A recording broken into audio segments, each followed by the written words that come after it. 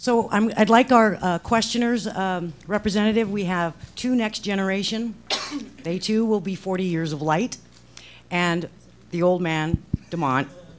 They will be giving you the questions this morning, and so I'd like them to introduce themselves, and then I believe, Jordan, you have the first question. Yes.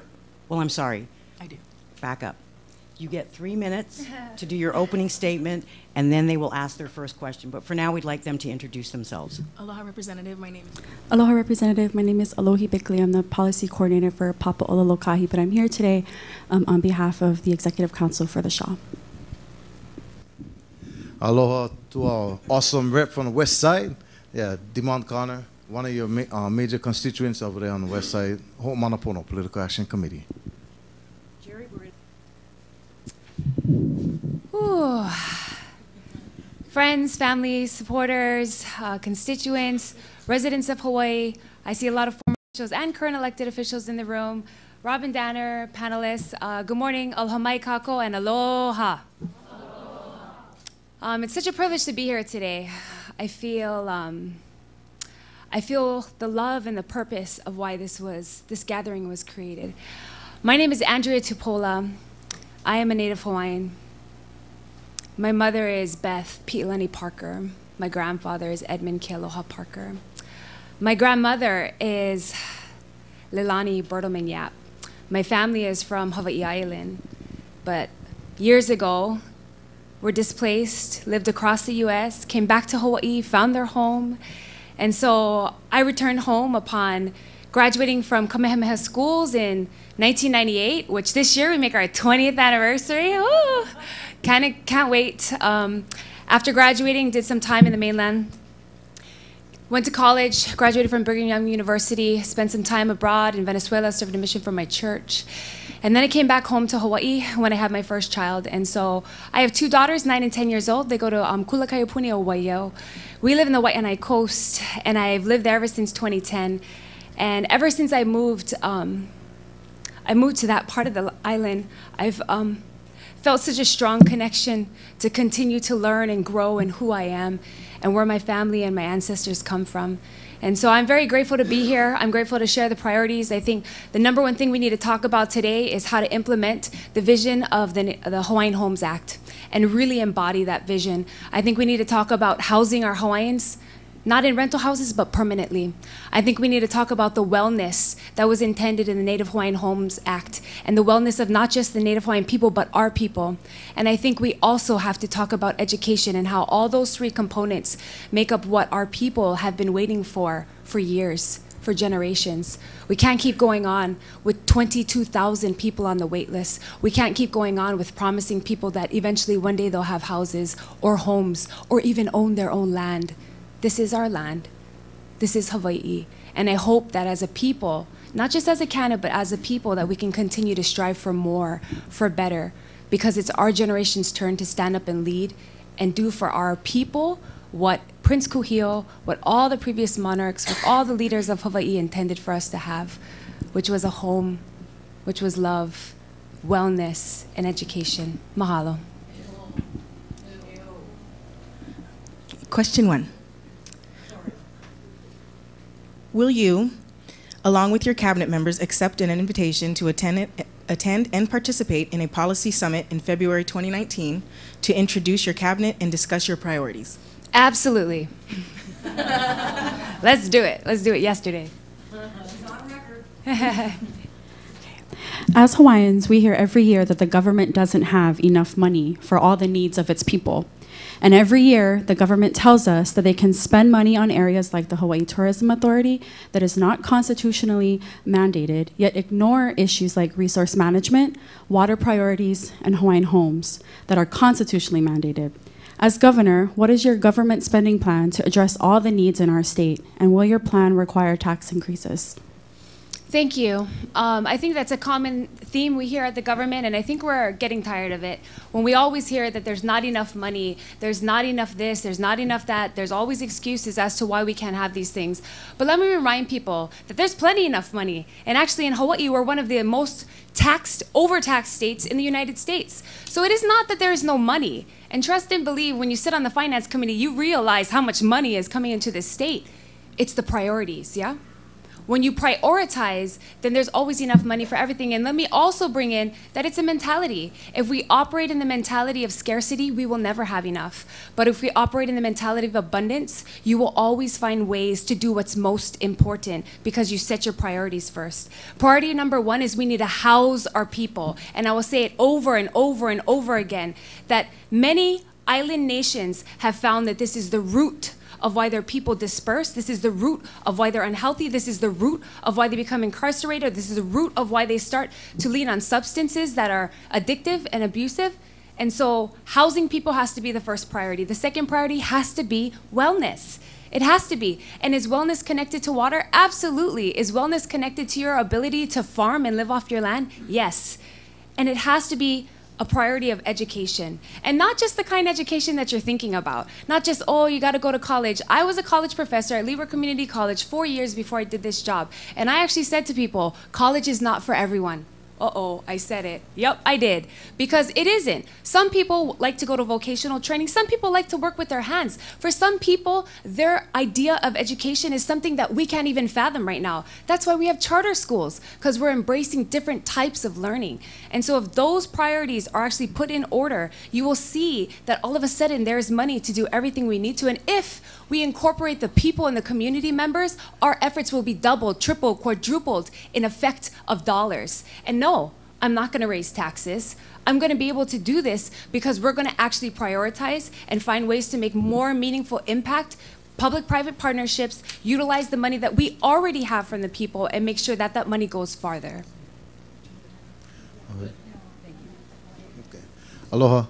Okay, so for those of you following along, this is number 31 of the questions. So this relates to DHHL director criteria. Simply put, as governor, what will your criteria be in selecting the director of DHHL and appointments to the commission?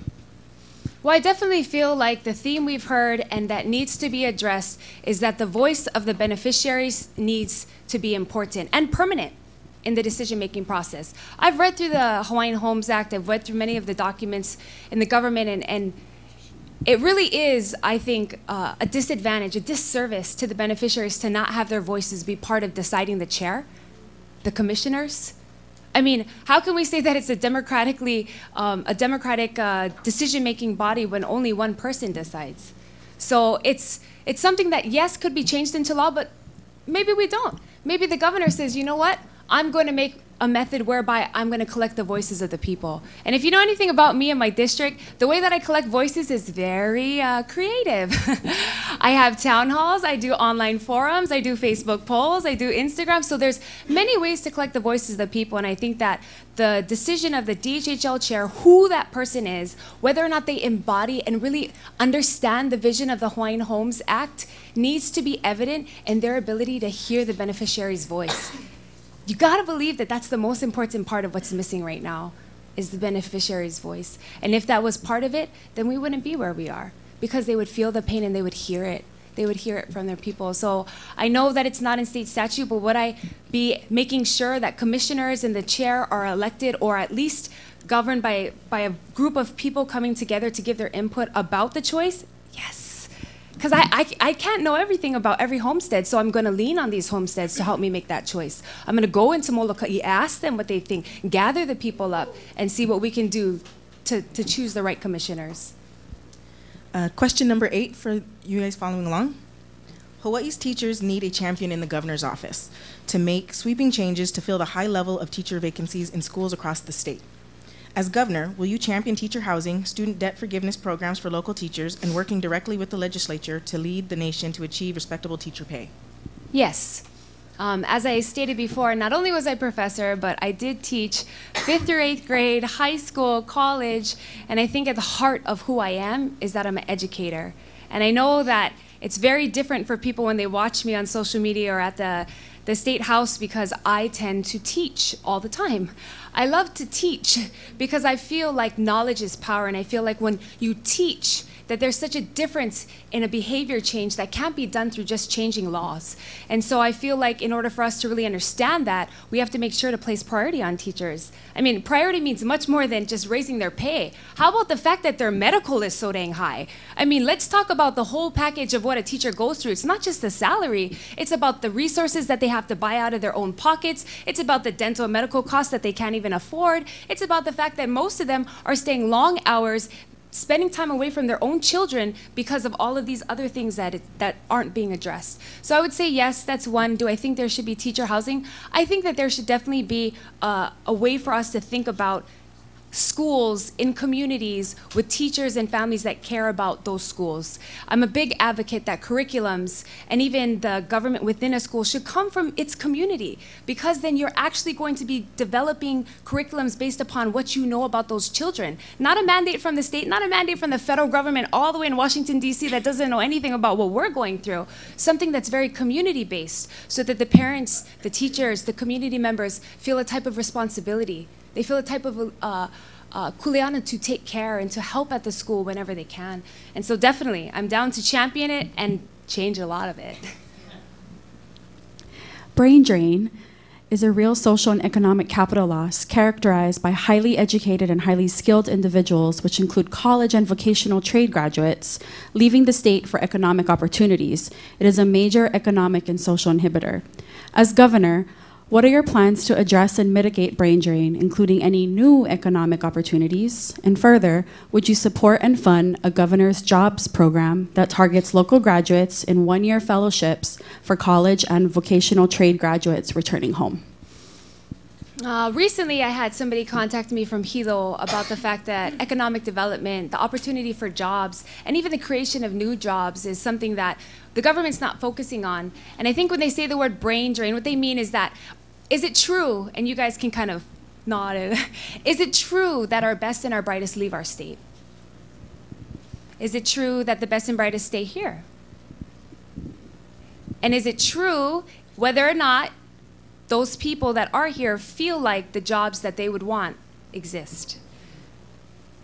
And the reason why I'm saying that is because in order for us to create a continuum of people who get educated and are from Hawaii to want to stay here and work here, there has to be a way for us to create jobs that they would want to stay for.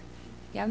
And the kind of generation that we're raising with lots of different ways that you can even work remotely, is it possible for us to look at different ways of increasing economic development? Absolutely.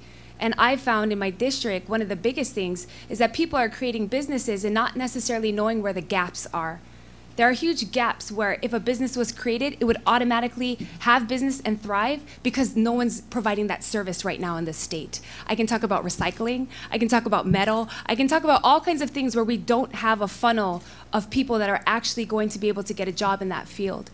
And so I think it's a matter of us studying where the gaps are, making sure that the people who are here in Hawaii that want to stay and work, there are jobs that actually can give them income and salary for their family. And is it the job of the government? Yes, partially. Is it the job of all of us to make sure that we understand in the community how to create these opportunities? Yes. I think that in every community, we should see more entrepreneurs. We should see more creative local businesses keeping local dollars here. Question 21. The legislature acted to mandate investments in 22,500 affordable units by 2026. This requires 2,250 affordable units to be produced every year over 10 years. In 2016, HHFDC reported to the legislature that 326 affordable units were assisted, and in 2017, 1,267 affordable units. At this rate, it would take 28 years to reach the 22,500 mandated by the legislature. As governor, what is your affordable housing investment or spending plan to make sure Hawaii hits the 22,500 unit goal on time?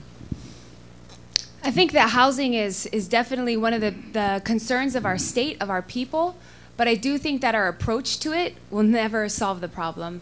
I do think that our inability to even set a goal of where to go and how we're going to get there is the start of the conversation. So if we talk about Hawaiian homelands, just for example, 22,000 people on the list, did we even set a goal last year, the year before, 4 years ago, of how many people we're going to get off the list and a specific strategic plan as to how? I don't know. And if we have an affordable housing crisis problem, did we set a goal of how many and where and how we're going to do that? One of the programs that was made years ago that people aren't aware of is called Hula May. It's kind of like Sally Mae if you've ever done loans for a school. And it was created essentially to get loans, government loans, to people so that they can create affordable housing. Now, when it was first created, it was actually given to individuals, but individuals were not able to qualify, put down the money, or even be able to utilize that. So is there a way to change Hula May where it can be given to local developers, where they can actually build small housing projects, 10 to 15 units in an area? Yes. Have people given up doing that? Yes, because it's actually not being lucrative enough for you to want to build something because it's not going to bring you any money. Per unit, you're losing dollars. Can we utilize more of the resources we have here instead of shipping in materials? Yes. Can we come up with strategies that don't look like houses in the mainland so that we can actually afford them here? Yes. Can we bring in local developers, and can we learn from other island nations who've already been through this problem? Yes. So I think that with this crisis that we have going on, one, we're not going to be able to solve the problem with the same mindset.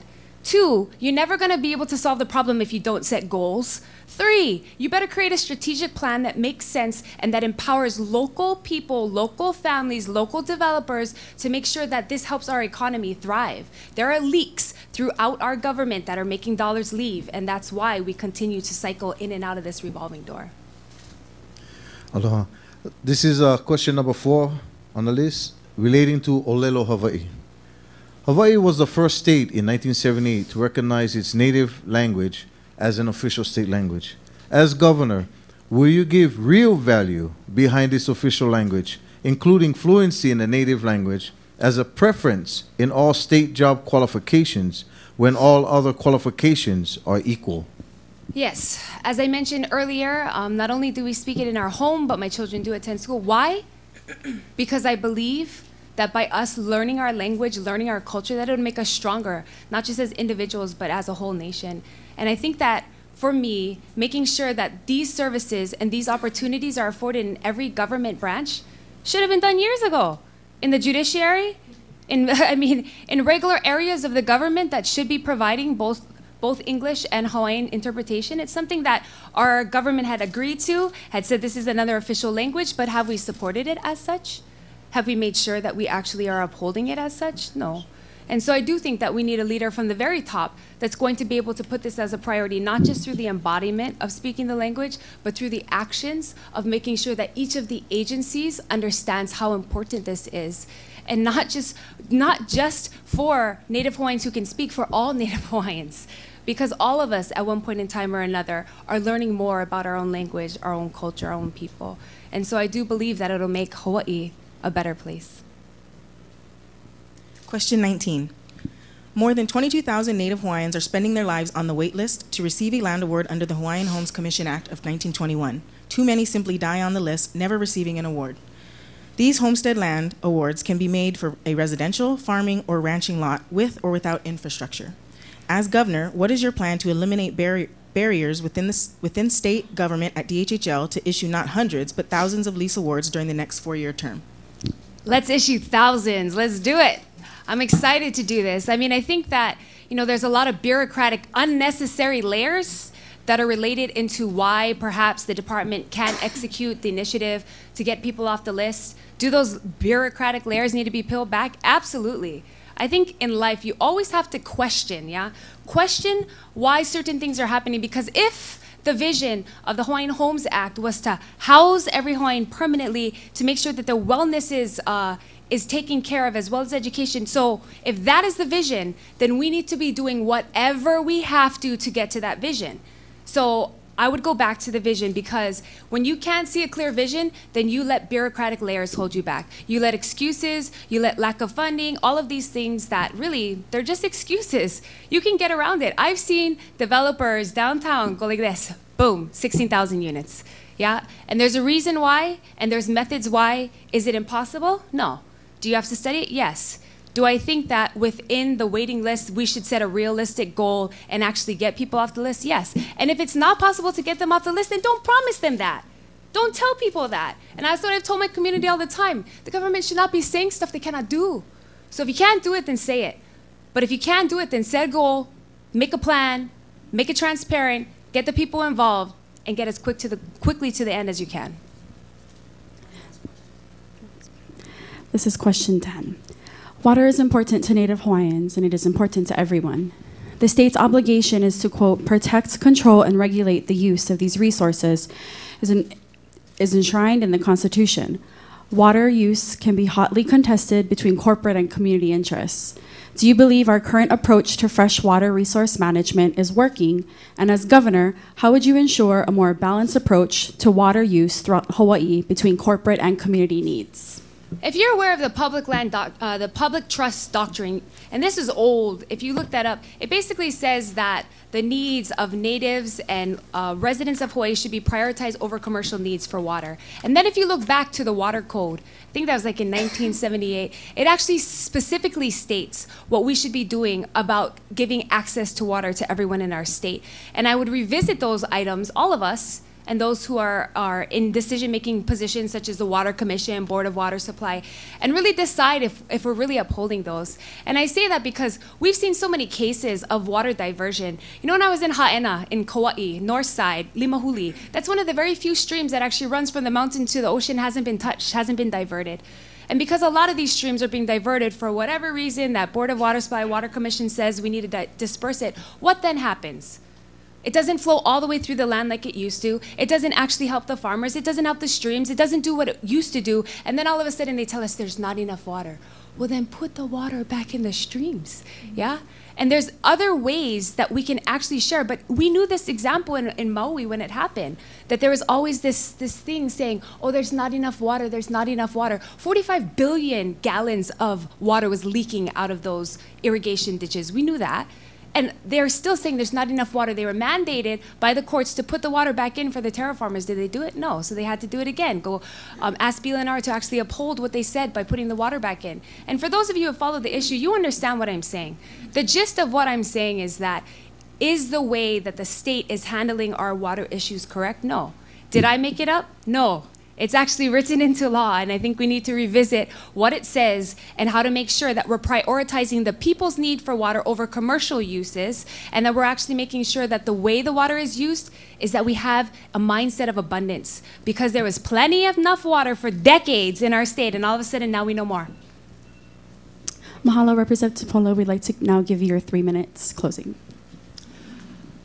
I want to thank the panelists. Thank you for choosing those very mindful questions. And thank you, Robin, for the 36 questions. I surely did do a lot of research this past week. Thank you for making me open every book in my whole office. I loved it. You know, I loved looking through those questions because it really made me think, you know, about some of the root issues of what we need to change in our state. And for those of you who are unaware of why I decided to run for governor, the reason why is because I believe that these systemic issues have affected us for generations. And I don't think that I can keep being a representative and keep watching that. Because as I go from community to community and I see the hurt, I can't keep doing this and be okay that we're not fixing the systemic issues. I feel like in order for us to see a change, we needed someone to stand up and say, I'll go do it. As you know, I'm a music teacher, and I'm way out of my comfort zone, but everything inside of me tells me that this is what I have to do right now. And I'm gonna do it. I'm gonna do it with all my heart. And I'm gonna knock doors, and I'm gonna walk streets, and I'm gonna do things that other people might see as degrading, because the greatest among us should be our servant. Because public service is at the root of what our leaders should understand. I believe that not just Hawaiians, but all the people in Hawaii have been waiting for a change, for a leader. And I hope that you find that. And if you do, support that person. Because it won't take one person to change this, it'll take all of us. And upon this happening, I'm gonna call all of you. And I'm gonna ask you what you can do to help. Because this has to be all of us. If one person thinks that they can make Hawaii better, they're wrong. It has to be all of us. And I hope that you can feel inside of me that I'm not perfect. I've only been a legislator for 4 years. I'm a non-politician. People say I should have waited 12 more years, 25 more years, but I can't do that.